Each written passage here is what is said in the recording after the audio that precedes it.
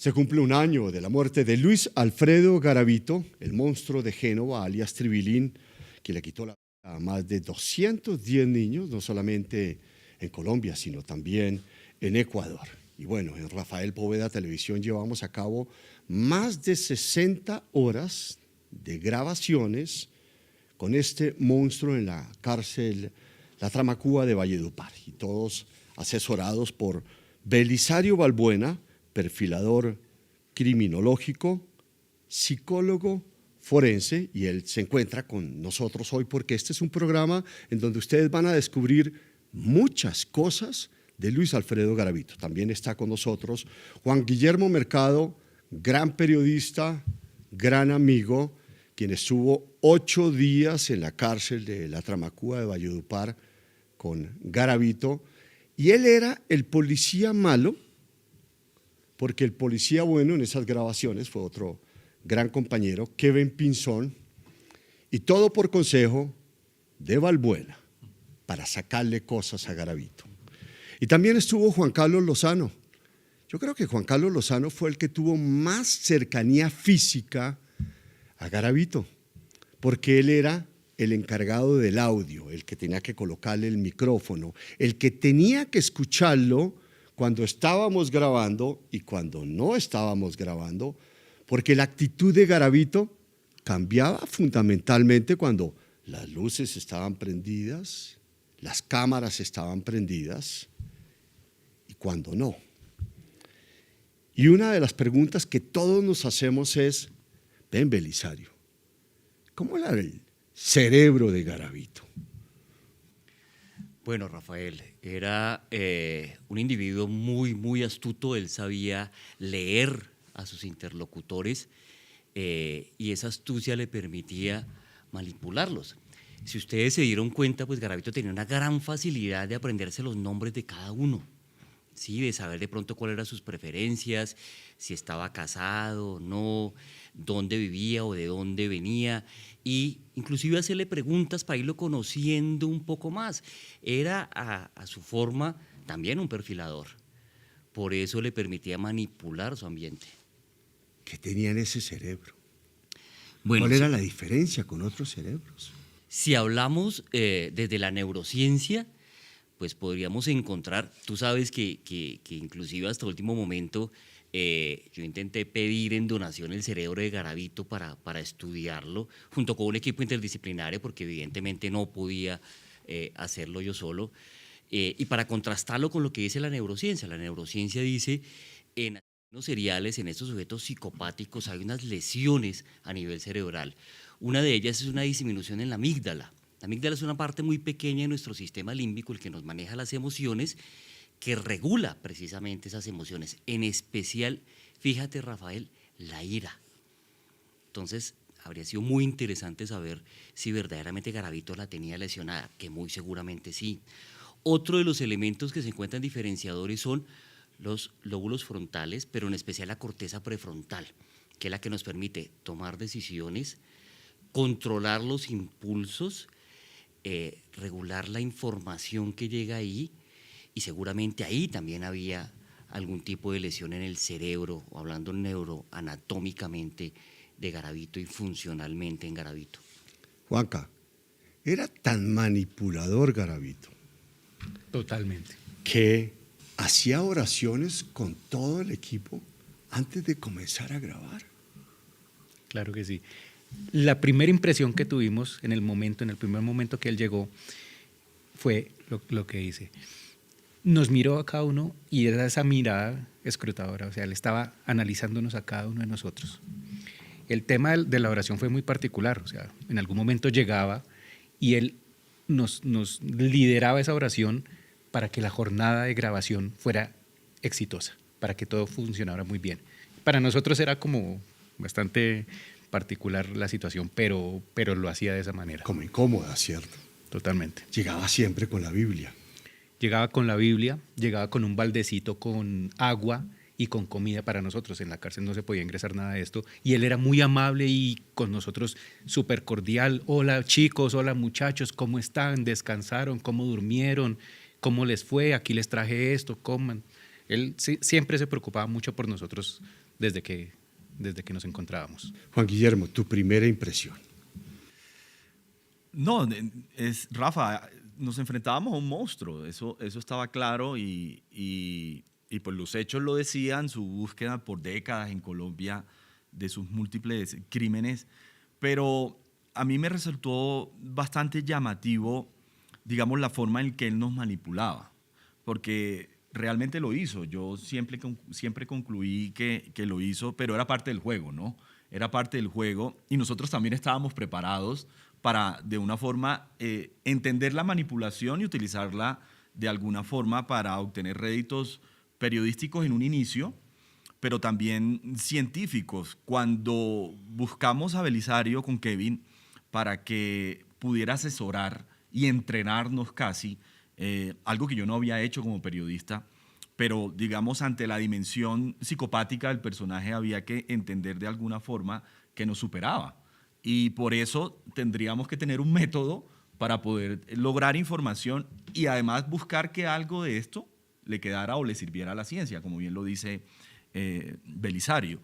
Entonces lo que hicimos fue dividirnos en el policía bueno, como decías que era Kevin, que ya tenía una relación incluso de años con él, y el policía malo que era yo, que tenía que no dejarlo hablar, restringir su discurso, llevarlo a la realidad, a que contestara las preguntas, incomodarlo periodísticamente, me refiero, a hacerle preguntas que él no quería que se hicieran. Y eso lo llevó a que se disgustara varias veces conmigo, pero luego, más adelante, vamos a contar algo que fue su reacción no conmigo, sino con Kevin, que eso fue muy importante, donde debería haber sido conmigo. Y también más adelante les vamos a contar, Rafa, de una respuesta de tipo legal donde involucró su cerebro, que toda esa guía que nos dio Belisario nos sirvió para llegar allí. Y ahorita nos cuenta esa guía, vamos a ponerlos en contexto. En el 2020, con Kevin Pinzón, fuimos a visitar a Garavito sin cámaras. Hablamos 5 horas con él en la cárcel de la Tramacúa de Valledupar. Nos llamó mucho la atención porque yo creo que era el preso más custodiado o por lo menos más protegido. Uno llegaba, hay como 20 celdas aisladas de diferentes personas. Recuerdo que estaba la gente de la oficina de Envigado, nos saludaban. Llegamos a donde Garavito había primero como una cerca con un candado. Nadie podía entrar pasando esa cerca y dentro de esa cerca estaba la celda de Garavito, porque si no lo hubieran dado porque trataron de hacerlo muchas veces. Estuvimos hablando 5 horas con él y salimos convencidos que esa historia teníamos que contarla, pero se vino la pandemia. Durante un año no pudimos hacer nada hasta que en abril del 2021 recibimos el permiso y dijimos, vamos a entrevistar a Garavito con un problema. El general Mariano Botero era el director del IMPEC y el ministro de Justicia, Wilson Ruiz, nos dieron carta blanca. Ustedes pueden entrar, esto es importante analizar todo lo de Garavito, o sea que no iba a ser una hora de grabación. Terminamos haciendo más de 60 horas de grabación. Con algo que nos pasó, cuando llegamos a donde el general Botero nos dice, Rafa, pero tiene que hacer esto rápido porque Garavito se va a morir, tiene cáncer. Y comenzamos a correr, a conseguir las cámaras, a viajar, a traer todo y también a decir, ¿y cómo es que uno entrevista a un asesino en serie? No tenemos ni idea. Y ahí apareció Belisario. ¿Y cuáles fueron esos consejos? Porque yo recuerdo que fueron absolutamente importantes, o si no, nos le hubiéramos ido de frente, como a Carlos. Claro. Mira, Rafa, qué interesante cómo fue todo este proceso. Y fíjate que lo que ha mencionado Juan y Juan Guillermo, en primer lugar quiero decir, Garavito no los logró manipular. O sea, Garavito intentó manipularlos, pero afortunadamente ustedes, el equipo, ya tenían esa preparación, ya sabía cuáles eran los posibles escenarios. ¿Por qué Garavito hizo lo que Juan nos acaba de mencionar? ¿Por qué llevaba comida? ¿Por qué hacía una oración? Sí, porque dentro de la mente del asesino serial, del individuo psicopático, es muy importante controlar, es muy importante tener el poder. Y yo ya se los había dicho. él va a intentar manipularlos de X, Y manera. Evidentemente ustedes no pueden permitirlo porque si no él hubiera llevado al traste esta situación, no la hubiéramos sacado adelante. Él inicialmente, yo les había advertido, por ejemplo, en algún momento él se va a levantar de la silla y va a decir, no continúo con esto, ya, no más. Y eso pasó, ¿ah? Y eso ocurrió, fíjense, y dije, lo tienen que manejar de esta manera. El tema que se había construido inicialmente con Kevin era absolutamente aprovechable, porque era el gancho, porque él tenía ahí ciertos afectos perversos también hacia Kevin, y a Kevin lo hemos preparado para eso. Y el papel de Juan Guillermo era hacer una especie de contratransferencia, que es un término muy psicoanalítico, pero que funciona en el sentido de, ojo, yo voy a hacer el contrapeso, ¿sí? Voy a hacer la parte dura, voy a regular de que usted no nos vaya a llevar hasta donde nos quiere llevar, sino que sea lo que nosotros queremos que ocurra, y el tipo de información que queríamos conseguir y la manera técnico-científica como se quería analizar esa información.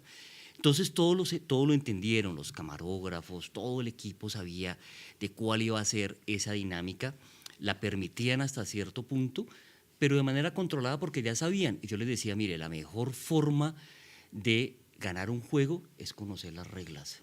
Si usted sabe cómo funcionan los movimientos del ajedrez, pues puede jugar ajedrez y puede ganar la partida. Y eso fue básicamente lo que el equipo hizo. Y estuvimos cerca de 10 personas, camarógrafos, la luz, el director naturalmente. Y ahí comenzamos a mirar esa manipulación y lo que él nos quería mostrar, porque yo creo que lo que más quería que apareciera de él es que era un hombre que había cambiado, que tenía su Biblia a toda hora, que recitaba cada uno de los versículos, ¿cierto? Se conocía la Biblia de pe a pa, pero era diferente cuando grabábamos y cuando no grabábamos, y el que se encargaba de escuchar todo eso eras tú. Sí, esas jornadas eran una montaña rusa de emociones. Podía llegar súper amable, súper querido, lo escuchábamos, entonces claro, cuando yo me acercaba a poner el micrófono, muchachos, muy buenos días, ¿cómo están?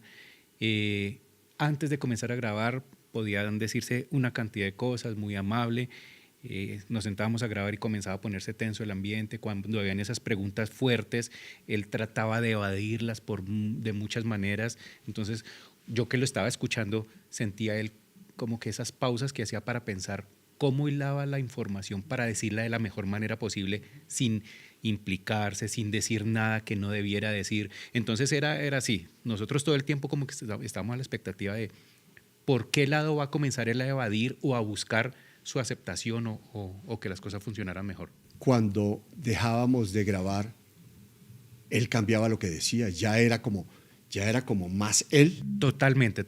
Él, cuando estábamos grabando, utilizaba cuidadosamente las palabras. Nosotros sentimos que muchas veces decía palabras que ni siquiera él mismo entendía, pero que de pronto en algún momento las había escuchado y lo sonaron bonitas.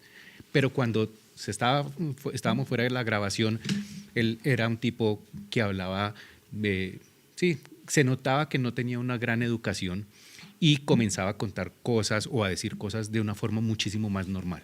Entonces sí era muy notorio el cambio apenas él sentía que ya no estábamos grabando. Juan, ¿qué percibías tú de él? Bueno, se sentía la maldad, Rafa. Yo creo que eso era un escenario muy tenso donde uno podía respirar y percibir maldad. La mirada de Garavito era una mirada muy profunda que intimidaba. Y él tenía una verruga en su ojo, incluso una verruga que terminó siendo cancerígena. Y pese a eso, su ojo, que tenía en perfecto estado, de color verde, derecho de color verde. Pero era un verde raro, era un ¿cierto? verde extraño, ¿sabes? Y esa mirada te intimidaba. Porque él lograba, pues era un psicópata, ¿no? Eran unos rayos X. Sí, era un psicópata y lograba intimidarte. Yo creo que parte del cansancio con el que uno salía de esas jornadas era un poco el ímpetu que uno buscaba, tal vez en su capacidad humana, en su profesionalismo o en lo que hubiese, para poder controlar esa fuerza, ¿no?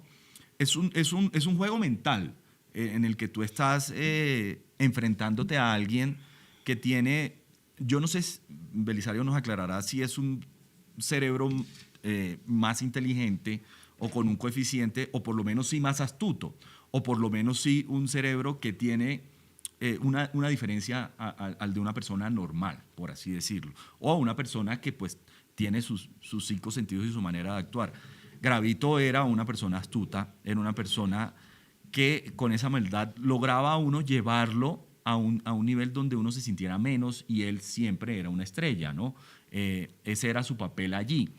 Y por eso, digamos, esa labor de poder periodísticamente llevarlo a unos escenarios donde él se retara fue muy difícil y le consumía a uno mucha energía. Por ejemplo, que podemos hablar más adelante, él conocía muy bien el Código Penal, porque no solo él, sino la mayoría de personas privadas de la libertad, pues lo que hacen es leer la Biblia y leer el Código Penal, pues porque tienen delitos. Y ahí hicimos un debate muy interesante, legal, sobre lo que tiene que ver con cadena perpetua, es decir, pagar crímenes o tener condenas y resocialización. Y a mí me sorprendió mucho cuando él termina aceptando que los violadores y los asesinos en serie tienen un problema en su cerebro. Yo creo que eso por primera vez se logró en esa entrevista gracias al equipo, al entrenamiento, lógicamente al papel de Kevin, que fue muy importante, pero que él reconociera que sus crímenes tenían un origen mental. A mí me parece que eso fue muy importante, Rafa, en lo que se logró allí. Y vamos a pasar ahora, más adelante, a esos cuestionarios que colocaste para comenzar a analizarlo, porque eso fue diseñado por ti. Pero antes, ese ojo derecho era absolutamente penetrante. Era una daga. Eso era estudiado por él. Era importante intimidar. Claro, Rafa. Mira lo que han dicho desde la vivencia tanto Juan como Juan Guillermo. Quiero referirme primero a lo que dice Juan. Dice, pareciera como, y seguramente los espectadores y quienes nos están viendo y nos escuchan van a decir, es que ese tipo tenía doble personalidad o múltiples personalidades. No, su personalidad era la misma, pero tenía varias caretas y las sabía manejar y las sabía utilizar.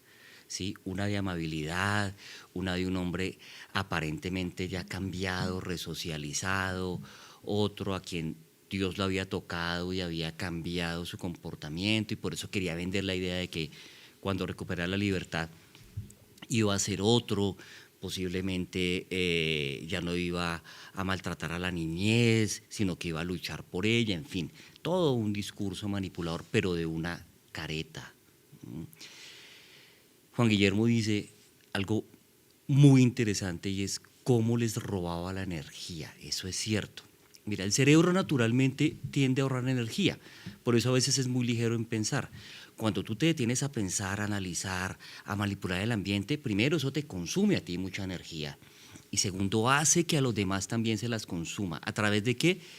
De la confusión, de los mensajes dobles, de aquello que tú dices, pero este tipo ¿por qué actúa de esta forma y dice otra cosa? ¿O por qué dice una cosa y actúa de otra forma? Eso desgasta el pensamiento, eso desgasta el cerebro. Y el cerebro es el órgano del cuerpo que más energía gasta, curiosamente, más del 20% de toda nuestra energía. Entonces, por eso sentían eso. Por eso Juan Guillermo dice, es que era como sentir la maldad, es que la energía de ese hombre, claro. Y seguramente sí, hay elementos de maldad también que pueden ser objeto de otro nivel de análisis. Pero desde lo psicológico, desde lo neuro, vamos a entender y a comprender que el desgaste mental era inmenso y era provocado por él. Como tú dices, por supuesto, la forma de mirar de penetrante era una manera de preocuparte, de que tú pensaras y elucubraras allá, este tipo qué estará pensando sobre mí o qué va a hacer, ¿sí? ¿Qué nos va a hacer ahorita? De pronto será que nos va a atacar, será que esa comida que trae nos va a hacer algo, será que todo eso el cerebro evidentemente lo piensa porque no puede dejar de estar pensando y activándose frente al ambiente de lo que está ocurriendo. Eso lo aprovechaba él. Todos esos elementos eran de astucia más que de una inteligencia superior. Yo creo que usted se dio cuenta que de pronto el tipo no tenía un gran vocabulario, pero sí le gustaba hablar y enredar con la manera como hablaba. Eso desgasta para que tu cerebro lo pueda comprender, te quita mucha energía, eso es cierto, y era la manera como él funcionaba. Pues mira que el primer día que estuvimos, recuerdo que acabamos como a las 4 de la tarde porque teníamos jornada de 10 a 12 del día, de 2 a 4 de la tarde. Yo terminé absolutamente agotado. Sí. Estaba con Kevin Pinzón, estábamos quedando en un hotel llamado Sonesta, al lado había un lugar donde vendían cerveza y ponían videos. Nos sentamos, pedimos 2 cervezas, callados, viendo videos, absolutamente agotados. Y nunca lo olvido, porque yo tengo mi hijo, pero en esa época Martín tenía 10 años, y esa era la edad de las víctimas de Garavito, 8, 10, 11, 12 años. Y me puse a llorar en el hotel. La verdad que me dio absolutamente durísimo, pero durísimo. Y uno está acostumbrado a lidiar con 20 tigres. Esto era algo que nos consumía a nosotros, porque además, y ahí me gustaría pasar a algo más, y este era un culebrero. Este era un tipo que era un actor increíble, pero era un tipo que estaba también jugando de local. No sé si eso tiene que ver. ¿Tú qué crees, Juanca? ¿Qué te pasaba a ti? Sí, claro. A él, como lo hablaba Juan Guillermo, se sabía el Código Penal, tanto así que él asesoraba a otros reclusos. Se daba el lujo, o sea, él se sentía orgulloso de decir que estaba asesorando a otras personas dentro de la cárcel. Entonces, claramente, él se sentía local. Los guardias, de alguna manera, lo respetaban, claro, tenían que protegerlo, tenían que estar muy pendientes de él, entonces lo respetaban. Él se sentía en su casa, él se sentía muy cómodo. Y eso lo aprovechaba, tanto así, ahorita hablábamos de la mirada de él, pero para mí, algo mucho más tenebroso, su sonrisa, porque tuvimos la oportunidad de que en algún momento fuera de grabación, él se relajaba, se soltaba, entonces podía actuar como culebrero, y ver esas carcajadas de él era macabro, era totalmente macabro. Entonces sí, él realmente se sentía en su casa, y logramos, de alguna manera, como hablamos, fue para nosotros un reto profesional, porque tener que compartir con él esa cantidad de cosas, la cercanía que de alguna manera teníamos que tener, era el ejercicio para que pudiéramos lograr ese trabajo que necesitábamos. Entonces fue impactante. Tú sí te acercabas a él porque tenías que colocarle el micrófono. Yo no me hacía tan cerca. ¿A qué olía? La verdad, yo me acercaba, pero trataba de que fuera lo más lejano posible. Entonces, de alguna manera, sí, ¿no? O sea, era algo que también recordaba en este momento, sus manos, ¿sí? En algún momento que le estaba acomodando, y él también se preocupaba mucho por verse muy arreglado. Sus manos entonces, sí, aunque estaba cerca de él, realmente trataba de no sentirme lo más cercano posible, porque era un choque bastante fuerte. Era un culebrero. Tenía un don de palabra. Juan Guillermo era un tipo que convencía. ¿Ah? Y a mí me gusta, Rafa, la metáfora incluso de culebrero, porque realmente Garavito fue una persona que se escondió durante mucho tiempo y era nómada. Y logró, y eso entendíamos estudiando pues, los personajes de los psicópatas y los asesinos en serie, que es una de sus características.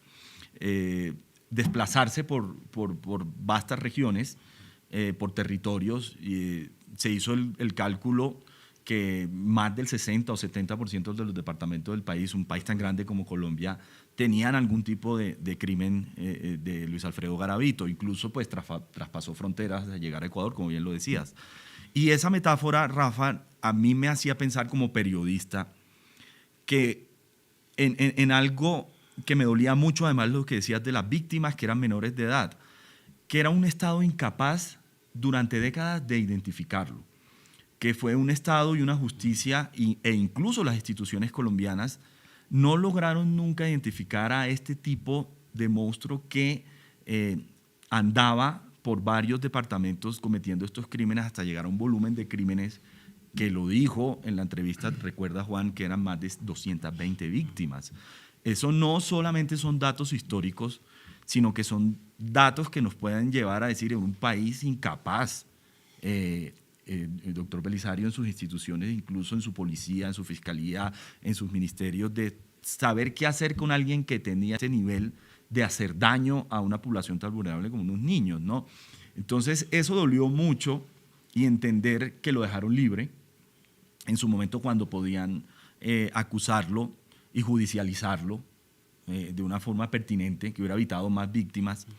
Y dos, que los niños no eran importantes para Colombia. Además, teníamos tantos problemas, un país en guerra literal, paramilitarismo, guerrilla, narcotráfico, que en los 80s y 90s, hasta cuando lo logran capturar a finales de los 90s, es donde se destapa como un libro con una bitácora de crímenes espantosa. Y ahí es donde el país dice, teníamos este monstruo que se escondió y que además de ser un colubrero, se puso el disfraz de muchas personalidades para lograr evadir la ley, pero lo hizo incluso, creería yo, sin ningún tipo de restricción, porque los niños no nos interesaban como país.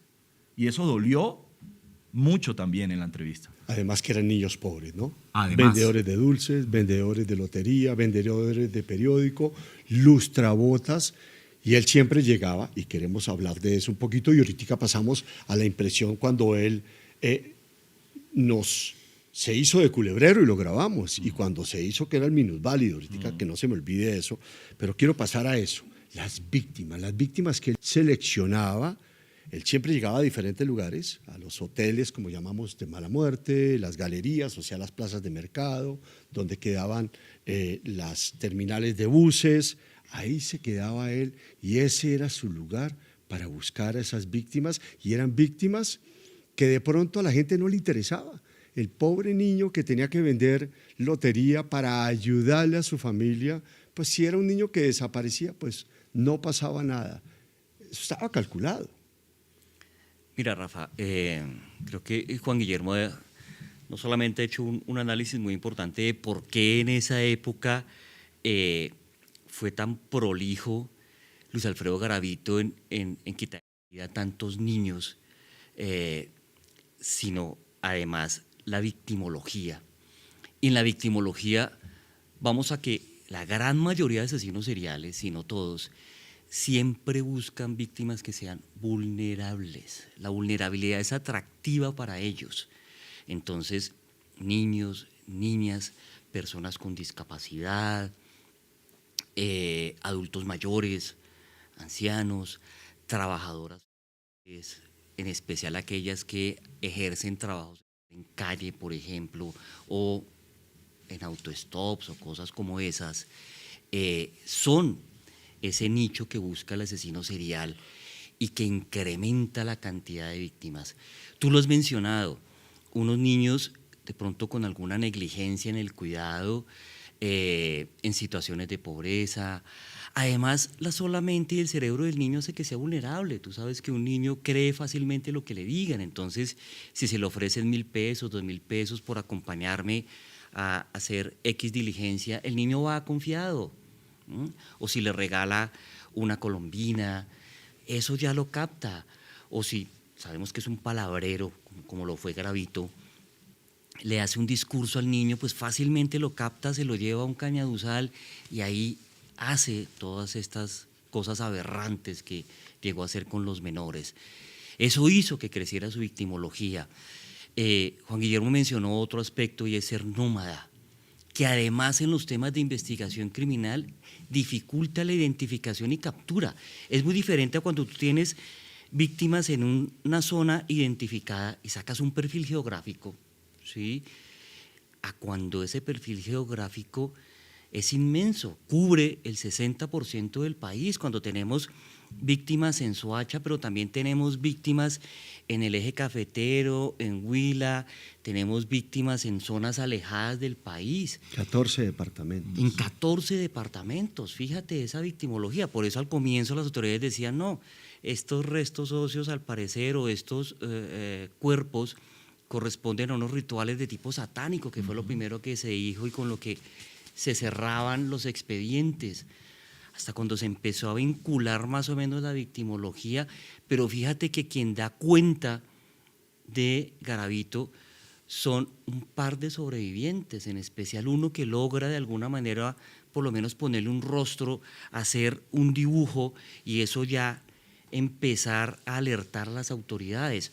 Otro fue un asesoramiento por parte del gobierno de los Estados Unidos, porque aquí la perfilación criminológica y la investigación criminal todavía era muy incipiente, exacto, casi que no existía, era muy de me parece que esto es lo mejor que hay que hacer, pero no desde un contexto técnico y científico que pudiera guiarlo como sí se hacía en los Estados Unidos. Entonces, eso también nos jugó en contra. En el año 1996, Garavito y nos contaba que él llegaba y les decía a los niños que por qué no lo acompañaban a traer un corderito o un ternerito.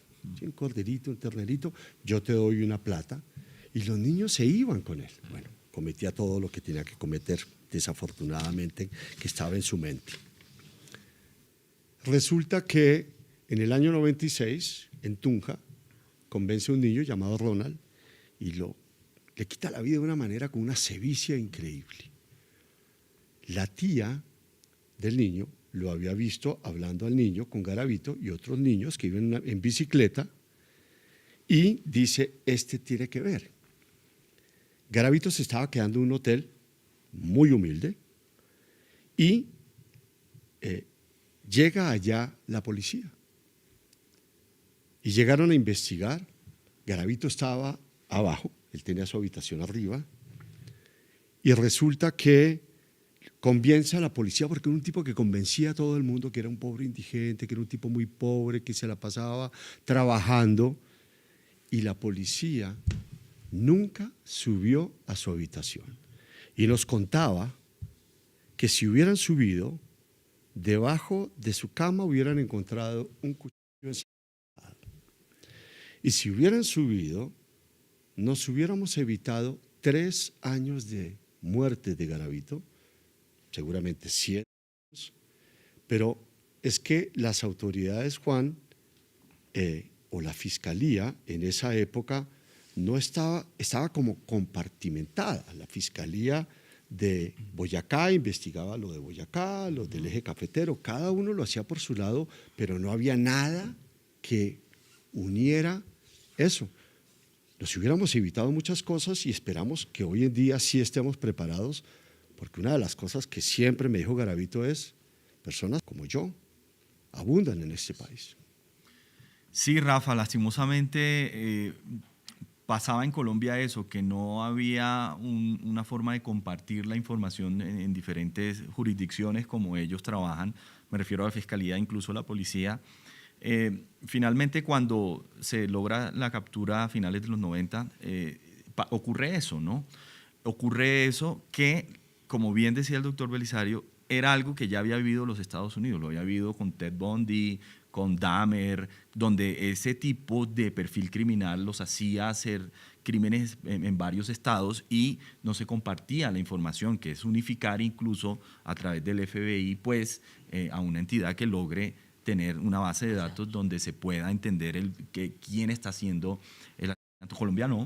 Colombia no, y esos crímenes ya habían ocurrido y ya teníamos, digamos, una lección, por lo menos en la región, de que se podían atacar así, para poder entenderlos. Cuando eso ocurre, que es cuando la Fiscalía empieza a tomar los casos del eje cafetero, que incluso eran los más evidentes, podemos decir, y unir con Valle del Cauca, con Palmira, que es donde él resulta con su quemadura, y ya empezar a unirlos con los de Boyacá, con los de Soacha, y finalmente con el de Villavicencio, pues se logra saber quién era Luis Alfredo Garavito. Nosotros entrevistamos, no voy a decir la identidad, pero sí a un entonces niño de 6 años, que fue la persona que sufrió el intento de acceso penal, sí fue abusado, porque incluso lo alcanzó a meter en un matorral, en un rastrojo extenso de Villavicencio. ¿Tú estabas en esa entrevista? Sí. Claro, en Villavicencio. Y era un muchacho... Él vendía lotería, ¿cierto? Claro, y ya tenía 26 años, habían pasado 20 años, ¿verdad? Sí estoy bien en las cuentas, creo que sí. Y él nos contaba cómo Garavito lo hace caminar desnudo por ese rastrojo, Rafa, para verlo en esa condición. Niño de 6 años, salía a vender loterías.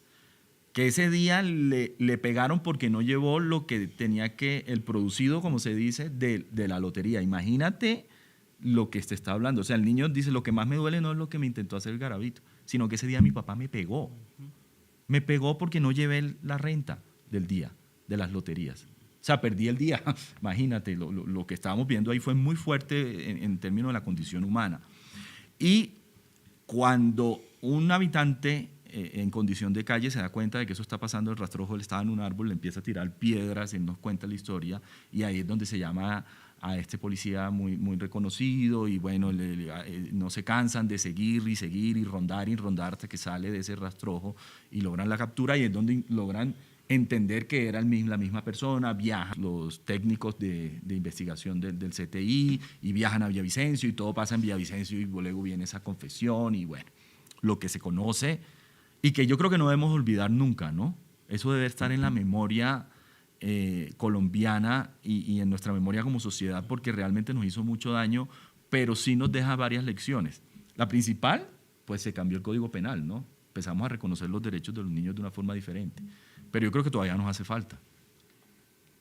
Y cuando a él lo arrestan en Villavicencio, no se llamaba Luis Alfredo Garavito, sino Bonifacio Morera. Mire lo increíble, lo que les conté del año 96 en Tunja, como lo iban a linchar y él sabía que lo iban a linchar, se va del hotel y se va de Tunja a la zona de Esmeraldífera, en Muso, pero deja la cédula ahí. Se le quedó la cédula y la gente sabía que se llamaba Luis Alfredo Garavito. Y yo creo que no tengo que echarle la culpa a toda la gente y las autoridades, porque muchos hicieron su trabajo y trataron de hacerlo mejor, pero él nos contaba y nos decía, durante más de 10 oportunidades, porque él le encantaba pelear, en Pereira lo arrestaron por peleas y lo metieron a la cárcel, y ya no se llamaba Luis Alfredo Garavito, sino se llamaba Bonifacio Morera, y era una cédula que él había encontrado de alguien de Neiva, se parecía a él, tenía como la misma edad, y dijo, perfecto. Y mientras estuvo en la cárcel, en Villavicencio, por lo que tú me cuentas, y ahorita preguntamos un poco más sobre eso, él se ganó a todo el mundo, a los paramilitares de la cárcel, les lavaba la ropa, era un tipo muy vivo. ¿Y sabe qué? Ahí estuvo como Bonifacio y nos decía Rafa, o no, él me decía señor Poveda, una semana más y yo hubiera quedado libre. Imagínese. Porque no se sabía mucho de Garavito, se sabía que alguien había hecho, y si no estoy mal, fue más de casualidad que terminaron encontrando a Bonifacio, que cuando fueron a Pereira y preguntaron, ¿usted conoce a Bonifacio? Dijeron, no, ese no es Bonifacio, ese es Luis Alfredo Garavito, y ahí dijeron, bingo. Fíjate cómo todo esto, Rafa, da cuenta del nivel de manipulación de él, de sus enmascaramientos. Hace un momento tú mencionabas que precisamente él impidió que se le hiciera un registro a ese cuarto, a esa pieza en la que él estaba y tenía el cuchillo. Pero ahí no solamente, y de eso el mismo Garavito dio cuenta, no solamente tenía el cuchillo, sino que tenía souvenirs, es decir, recuerdos de los niños que había atacado, que eso es propio del asesino serial. ¿Qué? Porque les gusta recrear eso, les excita. Eso para él es eso, es un logro, es un premio y le permite recordarlo con cierta satisfacción. Y él tenía muchos temas de distorsión sexual también, entonces seguramente se masturbaba o sentía un placer sexual al volver a recordarlo. Fíjate que ahorita en lo que estaba hablando precisamente Juan Guillermo, de ese niño al que él que lo desnuda, primero desnudarlo es una manera de humillarlo, era con la intención de torturarlo. La gran mayoría de los niños fueron torturados y eso era lo que más placer le causaba a Garavito en su victimología. Él no era de tomar al niño, engañarlo, llevarlo al matorral y acusarlo o hacerlo o quitarle la manera en que él acostumbraba a quitarle la vida. No, era de tenerlo horas sufriendo. Por eso usaba una práctica llamada piquerismo. y era que empezaba a causarle heridas al niño, heridas, para que el niño suplicara por su vida, para ver el rostro aterrorizado del niño y disfrutar con eso. Es la perversidad, es el monstruo ahí con esas víctimas vulnerables. Es absolutamente macabro. Y de ahí pasemos a algo que me llama la atención. Entonces llegamos a entrevistarlo. Lo que nos dimos cuenta es, en esa primera tanda de entrevistas, yo quería saber más del personaje, un poco más de tema televisivo, de temas más de la emocionalidad de él, hacerle preguntas, qué fue lo que pasó. Y más adelante me gustaría saber si al fin y al cabo logramos el cometido de saber y por qué lo hizo. Pero lo preguntamos más tarde para que se nos olvide. Y en esa primera tanda estuvimos con Kevin, después sí hubo otra tanda con Garavito y después estuviste tú, porque o si no nos hubiéramos quedado dando vueltas. Y en esa tanda tuya fue muy importante, además de todo lo demás, esos consejos de Belisario y ese cuestionario. Sí. Cuéntanos un poco de ese cuestionario y tú también, como decimos, mete la cucharada de por qué estas preguntas, porque a mí nunca se me hubieran ocurrido, naturalmente uno como periodista no sabe mucho de eso. Sí, estábamos en el hotel que decías. Y bueno, necesitamos llamar a Belisario, acondicionamos la sala. Ya habíamos tenido una conversación con él, pero era importante tenerlo el día antes de hacer esa entrevista. No fue la primera entrevista, digamos, de la semana. Ese tipo de preguntas asociativas ocurrieron el jueves. Nosotros habíamos llegado un lunes del segundo semestre de 2021. Y nos conectamos y, bueno, ahora sí denos el cuestionario. ¿Cuál es el ejercicio? ¿Cuál es la técnica? ¿Cuál es el método? Y recuerdo que eran unas preguntas donde solo se decía una palabra, nosotros teníamos que decirle amor, y él respondía con una palabra. Papá, mamá, Bonifacio Morera, cáncer, leucemia.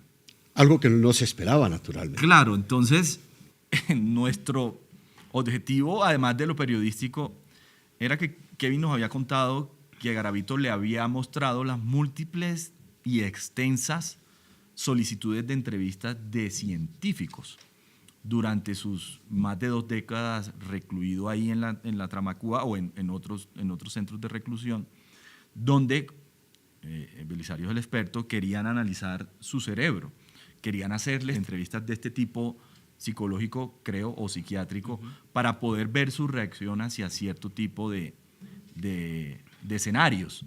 Entonces nosotros sí, además de contar la historia, y ojalá contarla bien, queríamos y respetar a las víctimas y dejar un escenario de memoria para el país. Sí queríamos, Rafa, dejarle algo a la ciencia.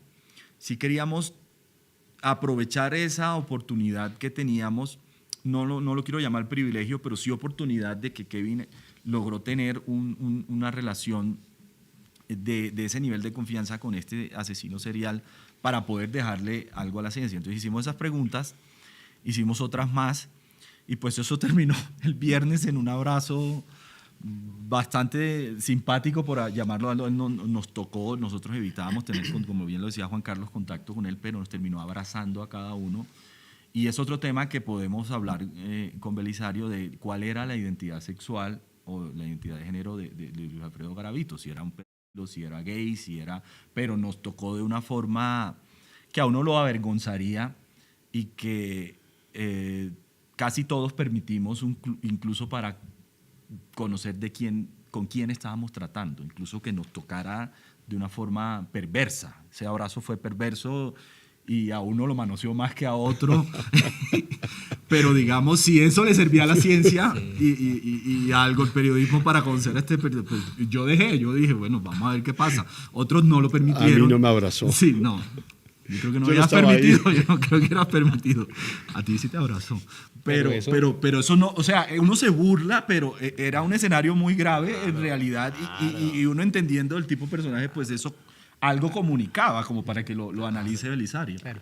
Y eso, el tema del abrazo surgió porque finalizábamos las grabaciones y de pronto en el equipo técnico nos quedaban inquietudes, preguntas, y a mí me surgió la pregunta de, venga Luis Alfredo, ¿a usted de niño lo abrazaban?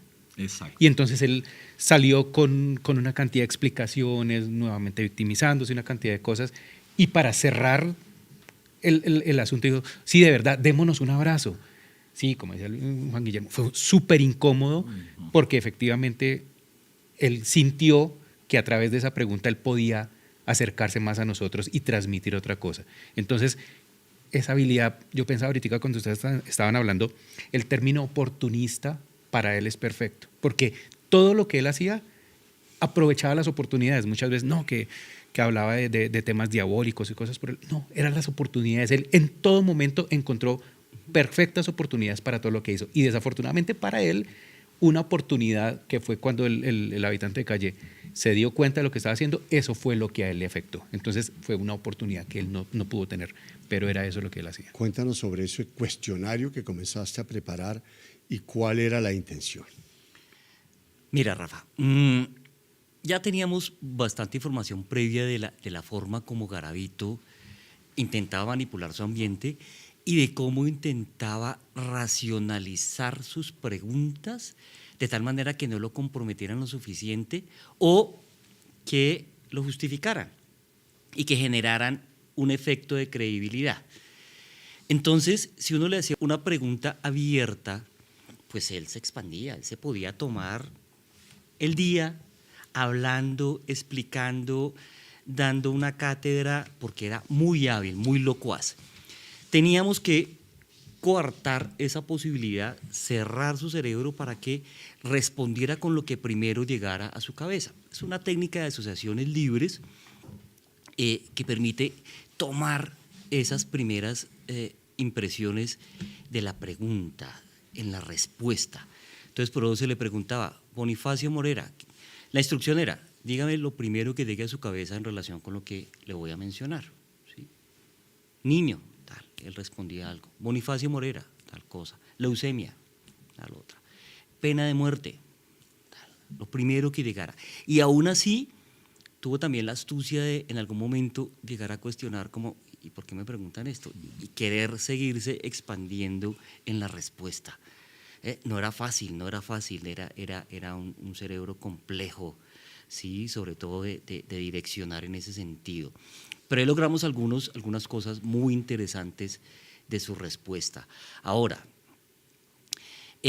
Garavito era igual, sino que él no lo aceptaba. Por eso él decía que tuvo una mujer, que tuvo un hijo, inclusive con el que parecía haber tenido un vínculo, cosa que no es cierta. Los asesinos seriales no generan vínculos, a menos que sea para aprovecharse de eso y salirse con la suya.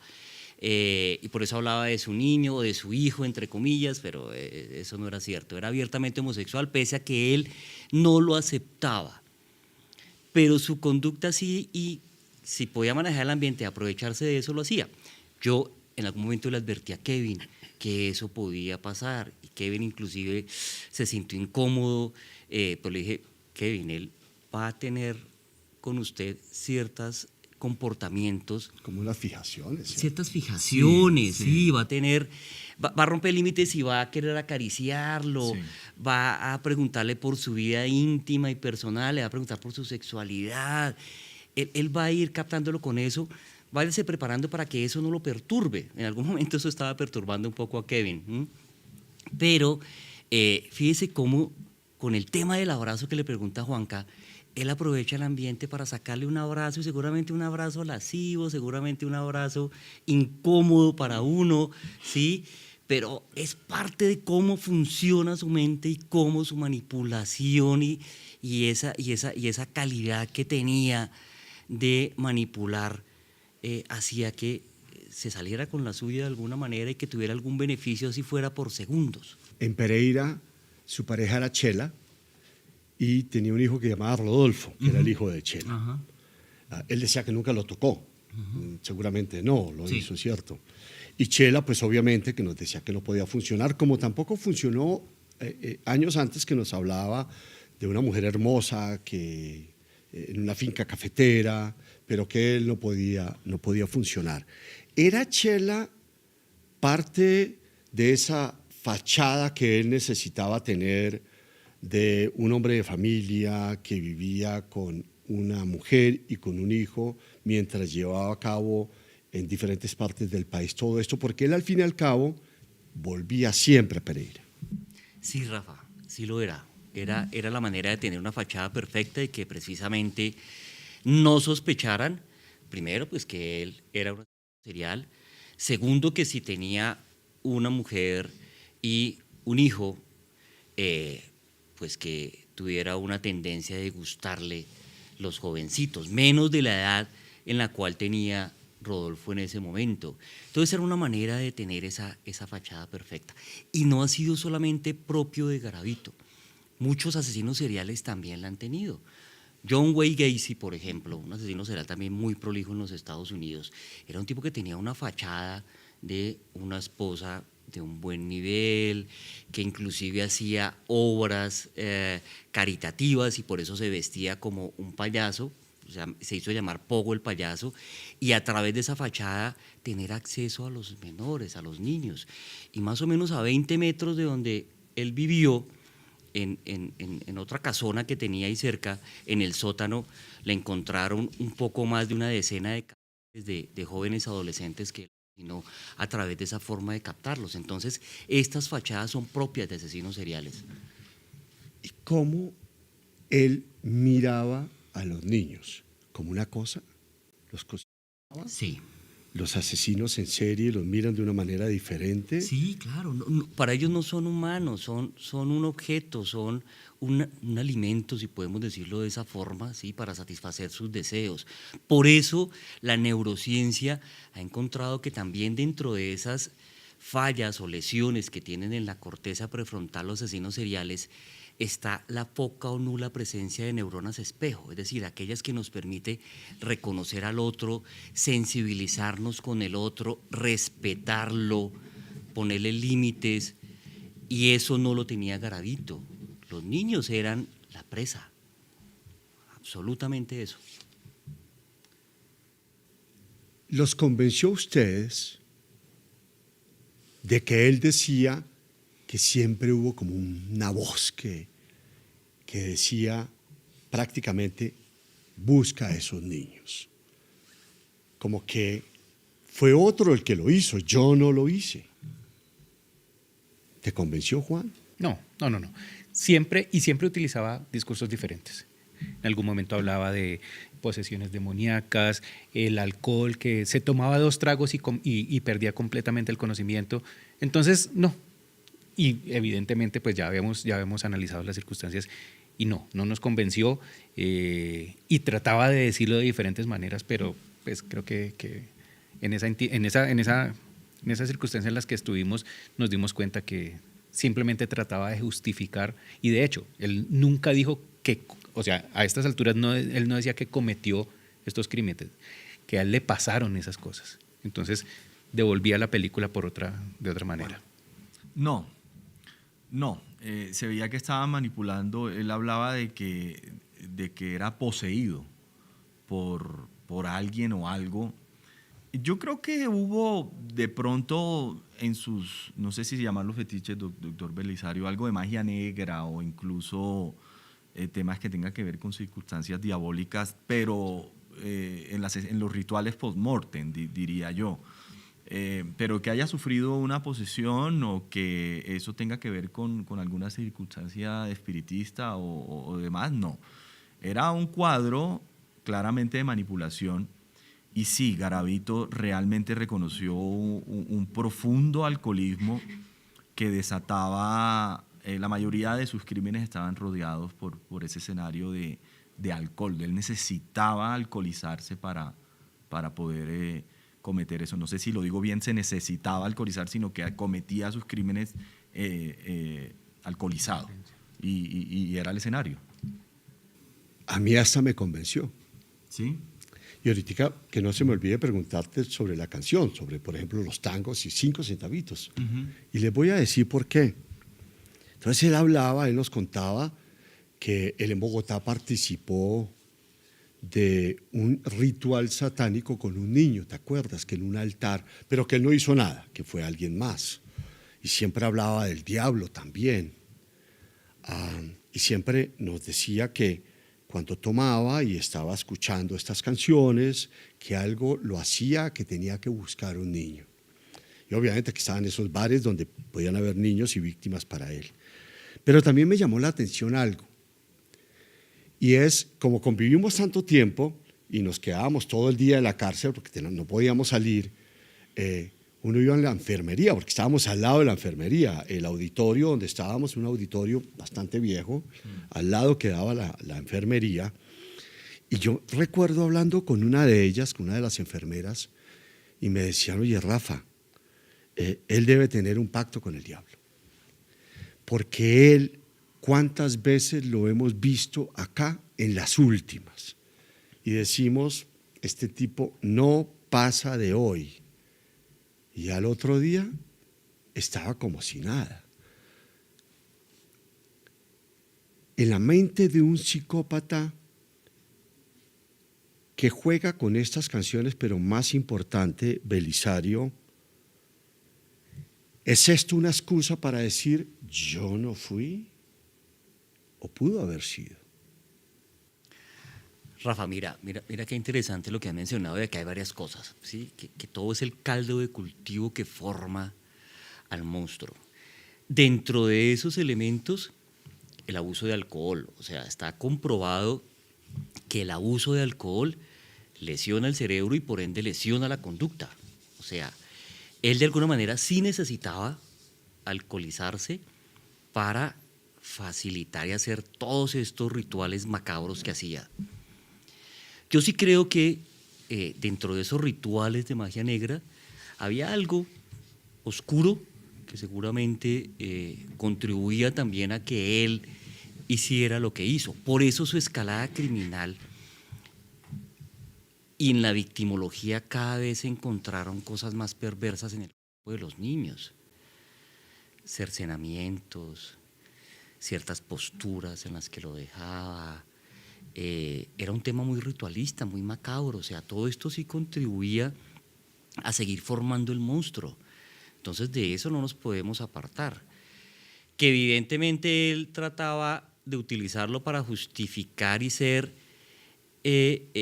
heterónomo, es decir, echarle la culpa a algo afuera de él y no ser autónomo en su responsabilidad, por supuesto, por supuesto. Y ese era también uno de los elementos por los cuales él decía, yo con científicos no hablo, por eso él nunca permitió que un Belisario Balbuena lo entrevistara directamente, porque sabía que podía perfilarlo, porque sabía que tenía un conocimiento previo de cómo es que funciona la mente del asesino serial.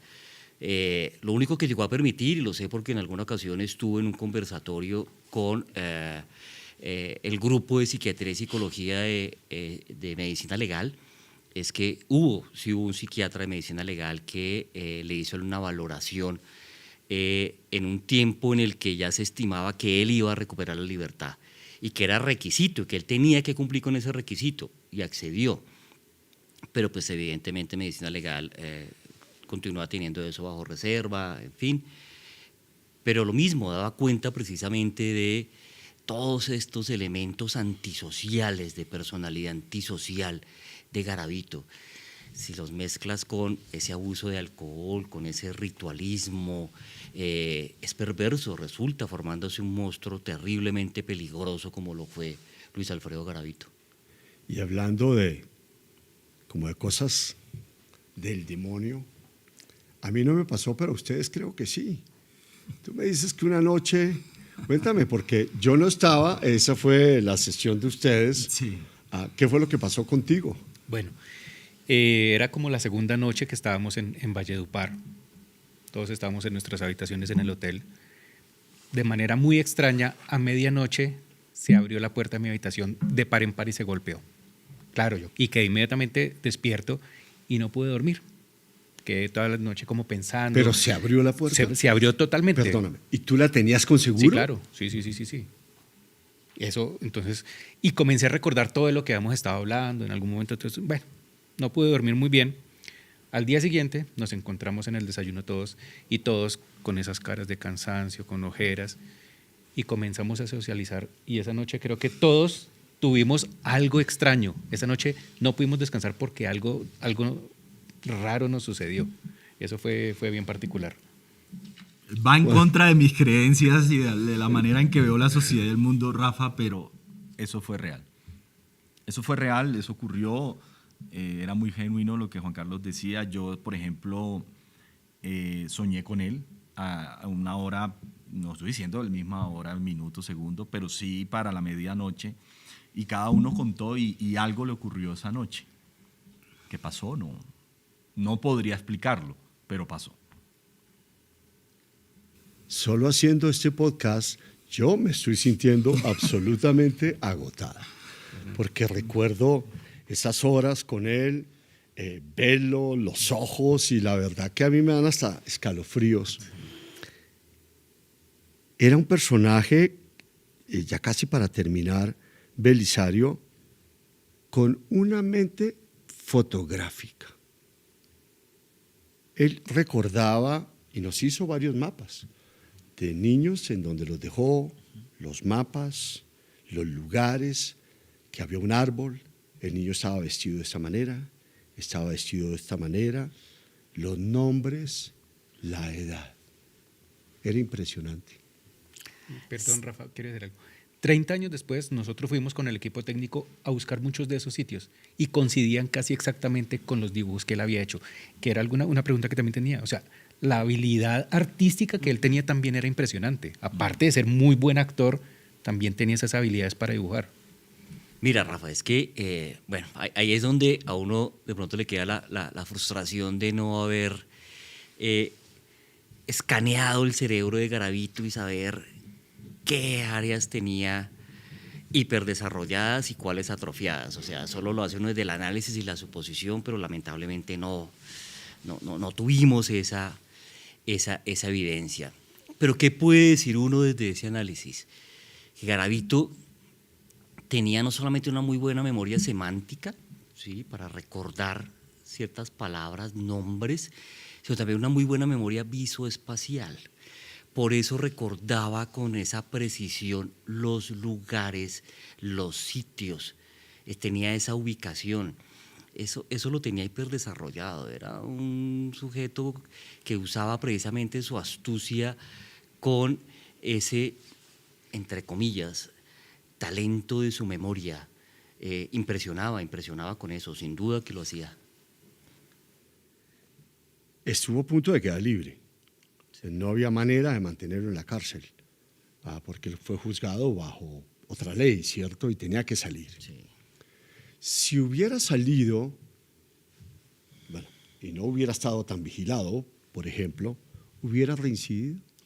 Sí, Rafa, sin duda hubiera reincidido. Él hubiera buscado otra identidad, ¿sí? Se hubiera ido a un sitio donde no fuera identificado, ¿sí? Se había inclusive cambiado su aspecto, había utilizado, él ya se había hecho pasar por sacerdote, él ya se había hecho pasar por vendedor de artículos religiosos, él se había hecho pasar por un lisiado, él se había hecho pasar ya, había tenido varias fachadas, había utilizado una diferente a esa. Y lo peor y lo más perturbador, Rafa, es que seguramente hubiera perfeccionado su crimen, es decir, que ya estos niños, los menores, no los hubiera dejado tan a la deriva, sino que había hecho todo lo posible para que no encontraran los cuerpos, para desaparecerlos casi que de manera definitiva. Bueno, yo soy un convencido también de que el crimen perfecto no existe, pero que sí hay una conciencia forense del criminal lo suficientemente fuerte para borrar la mayor cantidad de evidencia y rastros posibles, y eso lo hubiera hecho Garavito sin duda. Yo recuerdo la primera vez que lo hablamos y él después lo representó con ustedes, porque eso lo tenemos grabado, que él nos contaba cómo se vestía de sacerdote y cómo se mimetizaba. Él llegaba a los colegios y vendía como supuestamente agua bendita, pero eran colegios de niños, naturalmente, como para ir acercándose.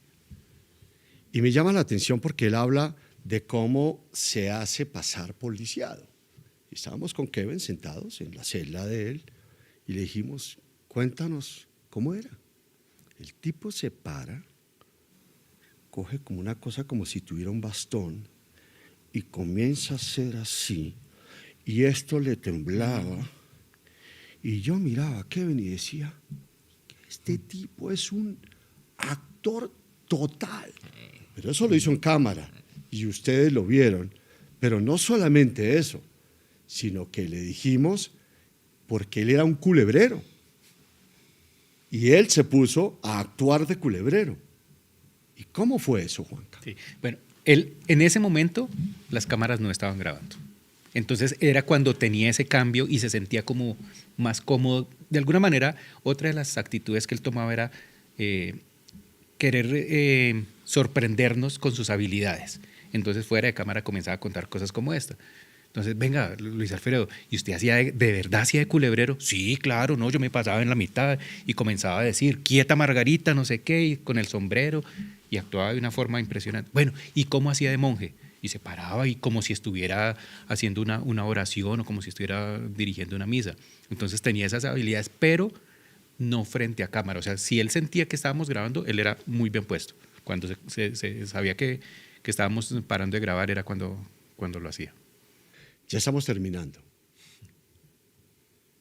Juan, cuando te dicen Luis Alfredo Garavito, ¿qué viene a tu mente? Dolor, maldad, sufrimiento, cientos de víctimas, un acontecimiento que no debió vivir Colombia, pero bueno, ocurrió.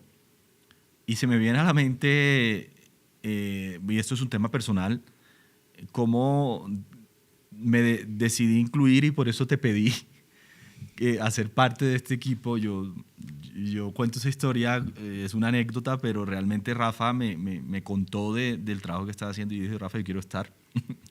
Y por todo lo que pasó, pues no me arrepiento, porque yo creo, Rafa, que el mucho o poco aporte que pudimos hacer ahí va ligado a que este producto o este contenido editorial y audiovisual y ahora en video podcast y todo lo que sigue tenga esa naturaleza de que le deje algo a la sociedad, no desde la mirada del sensacionalismo.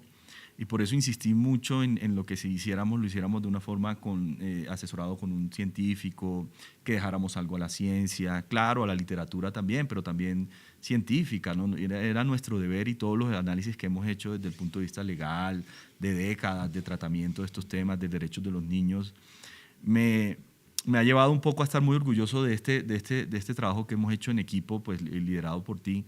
Pero creo que el país necesita guardar eso en su memoria para que este tipo de casos no se repitan, y de pronto contribuir a ese enfoque desde lo que como uno ve las historias, pues creo que sirvió. Pero sin duda lo que se le viene a uno es dolor.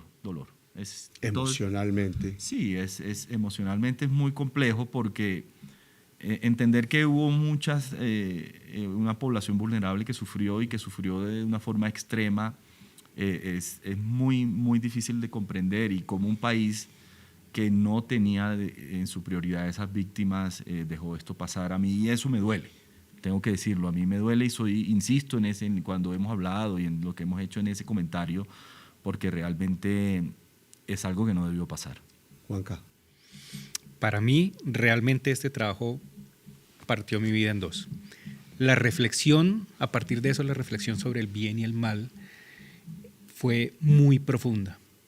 Ver que 30 años después hay familias que quedaron completamente destrozadas por lo que hizo este personaje y siguen estando en la pobreza, siguen intentando sobrevivir. Una señora que toda su vida vendiendo arepas para sobrevivir. Y su vida, a pesar de ese dolor tan grande, tuvo que continuar en las mismas condiciones. Eso fue... O sea, ha sido para mí una reflexión constante después de eso.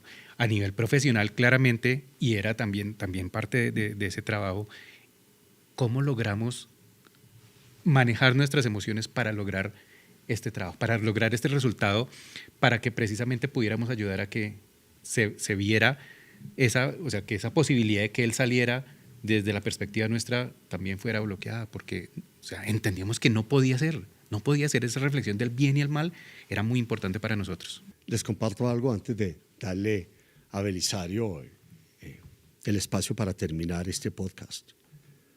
Y entonces, después de todo eso, en septiembre del 2022, volvimos a la cárcel.